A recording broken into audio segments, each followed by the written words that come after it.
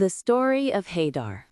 ஆபிரகாமுக்கும் சாராளுக்கும் நீண்ட காலமாக குழந்தை இல்லை. இதனால் சாராள் தனது பணிப்பெண்ணான ஆகாரை ஆபிரகாமுக்கு மனைவியாக கொடுத்தாள். ஆகார் கர்ப்பமடைந்தபோது அவளுக்கும் சாராளுக்கும் இடையே கசப்பான உணர்வுகள் ஏற்பட்டன. சாராளின் கடினமான நடத்தையினால் ஆகார் வனாந்தரத்திற்கு தப்பியோடினார்.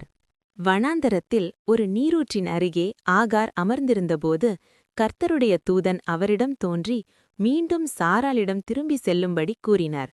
அவருக்கு பிறக்கும் மகனுக்கு இஸ்மவேல், இதற்கு தேவன் கேட்கிறார் என்று பொருள், என்று பெயரிட சொன்னார்.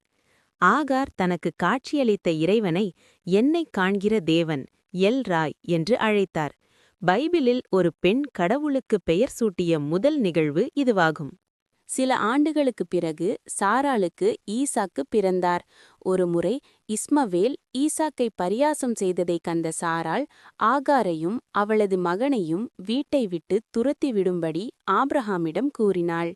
ஆபிரகாம் அவர்களுக்கு அப்பத்தையும் ஒரு துருத்தி தண்ணீரையும் கொடுத்து அனுப்பி வைத்தார். தண்ணீர் தீர்ந்து போன நிலையில் தன் மகன் தாகத்தால் இறப்பதை பார்க்க சகிக்காமல் ஆகார் அவனை ஒரு புதரின் கீழ் கிடத்திவிட்டு தூரமாக சென்று அழுதார். அப்போது தேவன் ஆகாரின் குரலையும் பிள்ளையின் சத்தத்தையும் கேட்டார். தேவன் ஆகாரின் கண்களைத் திறந்தார். அங்கே ஒரு நீரூற்றைக் கண்டார்.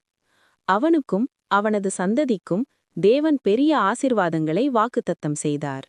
மனிதர்களால் கைவிடப்பட்ட நிலையிலும் தேவன் ஆகாரை தேடி சென்று உதவினார்.